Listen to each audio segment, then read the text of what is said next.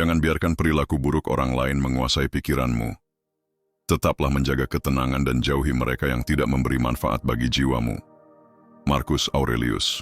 Mereka yang dimaksud itu adalah orang-orang toksik yang tidak hanya bakalan merusak ketenangan, tetapi juga berbahaya dan merugikan. Dan ketika menjumpai mereka, kita diharapkan untuk bersikap cerdas. Seperti apa yang pernah dikatakan Epictetus, orang yang bijaksana akan selalu menghindari mereka yang membawa keburukan dalam hidupnya, karena kebiasaan buruk itu menular seperti penyakit. Orang toksik ibarat racun yang merusak. Siapapun yang berada di dekat mereka bakal terkena dampak buruknya. Jika kita tidak peka dan cerdas saat berhadapan dengan mereka, kita pasti jadi korban. Dan jika kita terlena dan diam saja, maka kedamaian batin kita akan hancur binasa.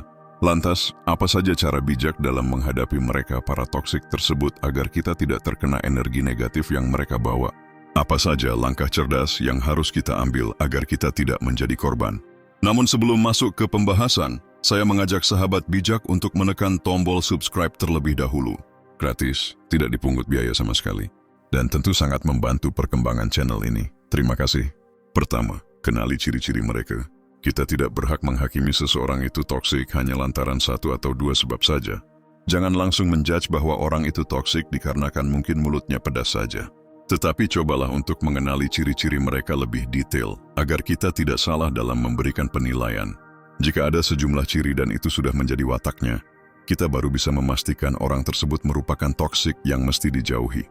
Pada konten 10 tanda orang toksik sudah dijelaskan panjang lebar tentang ciri-ciri mereka. Sahabat bijak bisa menontonnya nanti untuk mendapatkan penjelasan lebih mendalam.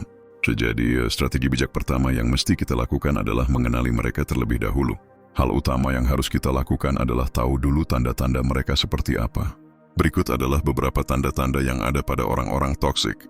Hobi mengeluh, pengkritik yang meremehkan, tidak simpati, manipulator yang oportunis, hipokrit, egois, selalu merasa jadi korban, beban bagi orang lain, bermulut sampah, dan bocah.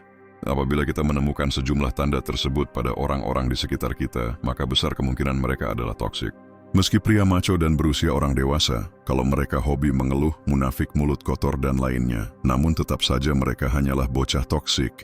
Pada konten 10 tanda orang toksik sudah dipaparkan cukup detail tentang keberadaan mereka yang tidak hanya di dunia nyata, tetapi juga bertebaran di jagat dunia maya. Sifat toksik bisa ada pada siapa saja, baik itu teman atau bahkan ada di lingkungan keluarga kita. Oleh karena itu, wahai sahabat bijak sekalian, kita harus mengenali tanda-tanda mereka seperti apa terlebih dahulu. Karena ketika kita sudah bisa memastikan bahwa mereka adalah toksik, maka kita bisa masuk ke sikap cerdas selanjutnya. Ini sangat penting bagi kita guna tahu mereka seperti apa. Jadi pahami benar-benar siapa saja para toksik yang mesti kita jauhi. Baiklah, setelah paham, kita akan masuk pada pembahasan selanjutnya. Kedua, berpikir logis dan realistis. Filosofi Stoik mengajarkan pada kita tentang dikotomi kendali, yakni tentang apa saja yang bisa dikendalikan dan tidak bisa dikendalikan. Hal yang ada di luar kita, seperti perilaku orang lain, itu adalah sesuatu yang tidak bisa kita kendalikan. Kita pastikan dahulu bahwa kejahatan yang mereka ciptakan adalah sesuatu yang tidak bisa kita kontrol. Namun yang bisa kita kontrol adalah reaksi dan sikap kita terhadap perbuatan mereka saja. Selain itu, kita juga mesti paham bahwa kejahatan tidak akan pernah musnah dari dunia ini. Dan ketidakadilan tidak akan pernah bisa tegak dengan sepenuhnya sampai dunia ini berakhir. Dengan punya pola pikir seperti itu, kita baru bisa menyadari sepenuhnya bahwa keburukan yang mereka ciptakan memang berada pada luar kuasa kita. Dan kita pun akhirnya percaya bahwa kita tidak bisa mengubah mereka sesuai keinginan kita. 10 tanda yang tadi disebutkan semuanya membawa pengaruh negatif. Tidak ada yang diakibatkan dari hal demikian kecuali kerusakan dan hilangnya ketenangan. Energi negatif yang mereka bawa akan membawa dampak buruk bagi siapapun orang terdekat mereka. Parahnya, para toksik itu kadang tidak sepenuhnya sadar bahwa mereka adalah toksik. Lagi pula, ketika mereka dicap sebagai toksik, mereka tidak mungkin terima. Perlu ditekankan kembali bahwa kehadiran orang toksik yang membawa kerusakan itu sulit untuk diberantas. Sifat dan kebiasaan mereka tidak mudah dihilangkan dari diri mereka. Sama seperti kejahatan yang ada di dunia ini tidak akan pernah bisa hilang. Oleh karena itu, wahai sahabat bijak sekalian, berpikirlah secara logis. Jangan pernah menginginkan agar orang lain seperti apa yang kita dambakan. Berharap mereka berubah lebih baik seperti apa yang kita mau hanya akan menghabiskan energi kita saja. Daripada memasang ekspektasi mustahil, lebih baik bersikap realistis. Terimalah realitas yang ada dengan pikiran terbuka dan lapang dada. Ketiga, jangan terbawa emosi. Kita tidak perlu terpancing dan terbawa emosi lantaran sindiran dan ejekan mereka. Kita tidak perlu menampakkan kemarahan dan kekecewaan ketika menerima perlakuan tak pantas dari mereka. Tidak sampai di situ. Kita juga jangan sampai merespons keras apalagi bersikap impulsif guna membalas ucapan dan tingkah mereka. Nah, sebaliknya kita harus tetap tenang dan sabar sehingga tidak akan tercipta kekacauan di sana. Misalnya, ketika ada teman yang melontarkan hoaks tentang hasil kerja kita dan itu cukup membuat kita terluka, maka sikap pertama yang mesti kita kontrol adalah tetap tenang dan jangan terbawa emosi. Meski kita merasakan sakit di hati dikarenakan omongannya yang tajam, tetapi kita sebaiknya tidak terpancing apalagi bermaksud menyerang balik.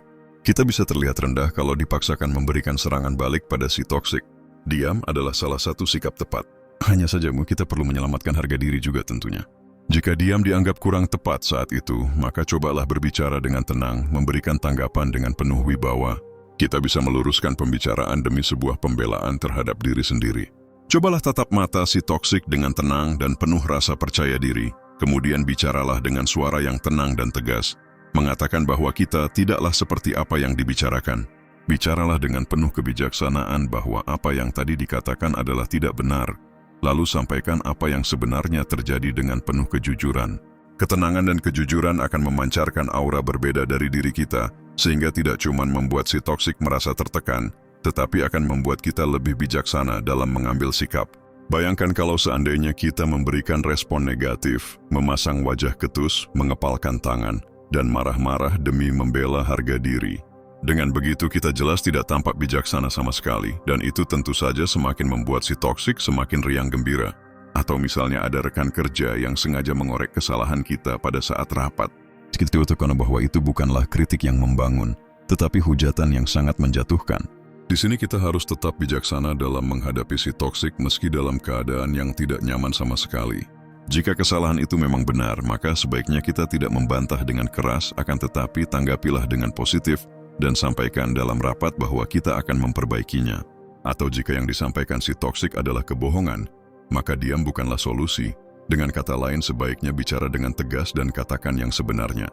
Jadi, kunci utama dalam meladeni para toksik tentu saja adalah dengan tenang dan sabar. 4. Berikan batasan. Kehadiran para toksik tidak cuma mengganggu dan membahayakan, tetapi bisa mengancam kehormatan diri. Kadangkala kita bisa menghadapi mereka dengan sikap tenang dan sabar, lalu memberikan tanggapan sebagai bentuk penghargaan terhadap diri. Meski begitu, ada masanya di mana kita memang tidak perlu meladeni mereka sama sekali. Atau dalam artian sebaiknya kita memang harus mengalah. Wahai sahabat bijak sekalian, mengalah bukan berarti kita lantas memang kalah atau jadi pecundang, kemudian dianggap sebagai orang yang lemah tak berdaya. Tidak seperti itu cara berpikirnya, wahai sahabat bijak. Dalam olahraga atau permainan apapun, ada waktunya di mana kita menyerang dan bertahan. Di permainan poker ada istilah fold. Itu bukan kalah, tetapi melewatkan atau tidak mau ikut dalam permainan. Ada momen di mana kita boleh bicara untuk menanggapi omongan dan sikap buruk mereka. Namun ada masa di mana kita sebaiknya diam, mengalah, dan menjauh guna menghindari konfrontasi yang membahayakan. Ada saatnya di mana kita sebaiknya menjaga jarak dan memberi batasan dari mereka.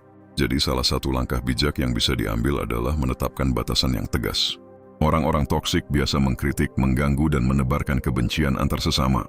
Selain biasanya menyusahkan, mereka bahkan memang terbiasa menjadi beban semata. Oleh karena itu, beranilah katakan tidak saat mereka meminta, yang mana itu hanya akan menyusahkan saja. Atau ketika ada teman toksik yang sengaja mengejek bukan bermaksud bercanda, tetapi memang ingin menjatuhkan, maka sebaiknya berikan batasan tegas dengan cara kurangi waktu saat bersamanya. Kemudian orang-orang toksik hobi mencari kekurangan dan kesalahan kita, lalu membicarakannya kepada orang lain. Karena itu solusinya adalah batasi interaksi dengan mereka. Dan jika mereka adalah keluarga atau sahabat dekat, maka cobalah untuk interaksi seperlunya saja. Tidak perlu terlalu sering dan berlama-lama. Wahai sahabat bijak sekalian, cara bijak yang bisa kita ambil saat menghadapi orang toksik adalah memberikan batasan tegas. Kita mungkin sebaiknya diam, mengalah, menjauh, dan mengurangi interaksi dengan mereka. Ingat, tidak segalanya harus kita lawan.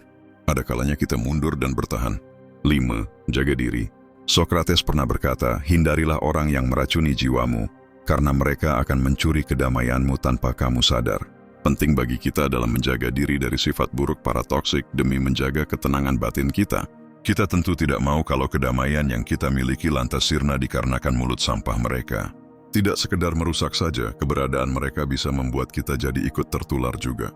Seperti apa yang dikatakan Seneca, bergaul dengan orang-orang yang buruk hanya akan membuatmu tertular sifat buruk mereka. Pilihlah lingkaran pertemanan yang membangun dan menjauhkanmu dari kehancuran. Jadi penting bagi kita dalam menjaga diri agar tidak ikut tertular sifat-sifat tercela mereka.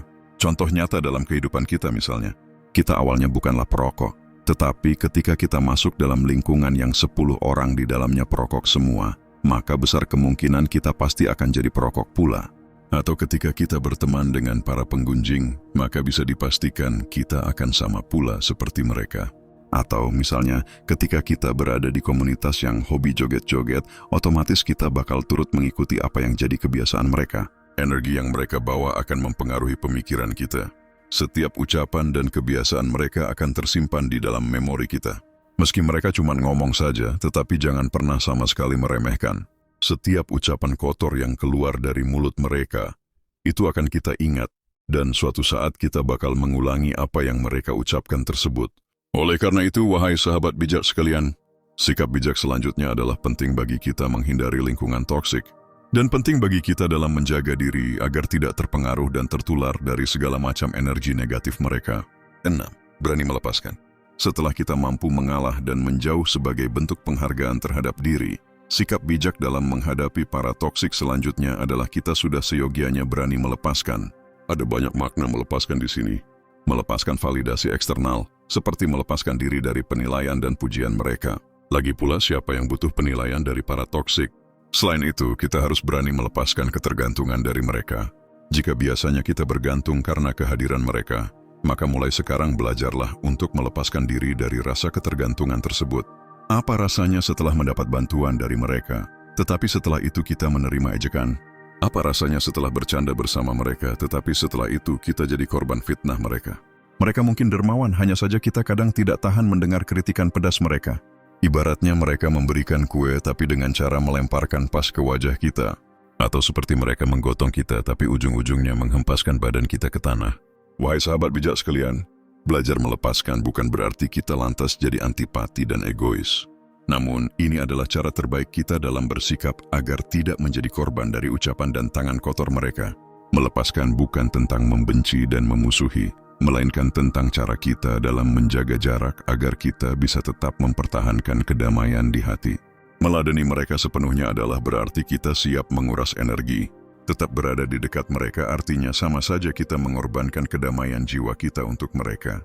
Oleh karena itu, solusi bijaknya adalah beranilah melepaskan. Melepaskan segala hal negatif dari para toksik. Dan melepaskan diri dari hal yang akan merusak hari-hari. 7. Doakan dan beri nasihat. Sebelumnya tadi sudah kita bahas bersama bahwa tidak perlu punya keinginan agar para toksik itu berubah jadi baik seperti apa yang kita mau. Perihal dikotomi kendali bahwasanya kita tidak mungkin bisa mengendalikan apa yang ada di luar diri kita, seperti misalnya kelakuan orang-orang toksik itu. Ucapan dan perbuatan negatif mereka merupakan sesuatu yang tidak bisa kita paksa. Hal yang bisa kita kendalikan hanyalah respon dan sikap kita saja. Kendati demikian, bukan berarti kita lantas lari dan tidak peduli sama sekali. Kita menetapkan batasan dan menjauh bukan berarti lantas benar-benar meninggalkan mereka sepenuhnya.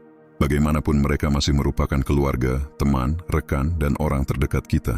Maka sikap bijak kita selanjutnya adalah berusahalah untuk peduli pada mereka. Tidak ada gunanya menjadikan mereka sebagai musuh yang dibenci. Sebaliknya lebih baik kita berupaya mengambil sikap positif dalam menghadapi mereka.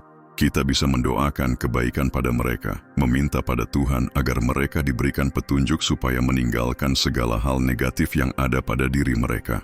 Bukan sok menggurui atau sok bijak, hanya saja ini adalah bentuk kepedulian kita pada mereka. Jadi cobalah untuk memberikan nasihat. Kita bisa mengingatkan bahwa hobi mengeluh itu adalah sifat anak kecil. Ngomong kotor itu tidak baik. Munafik dan punya banyak wajah itu adalah sifat buruk. Berhentilah menebarkan fitnah dan kebencian. Kalau mengkritik itu yang membangun, bukan yang menjatuhkan. Jadi wahai sahabat bijak sekalian yang saya hormati, cara bijak yang bisa kita lakukan adalah dengan cara mendoakan yang terbaik buat mereka dan juga memberi nasihat. Itu adalah upaya terakhir kita terlepas bahwa kita tidak bisa mengubah sifat dan kebiasaan orang lain sesuai kemauan kita.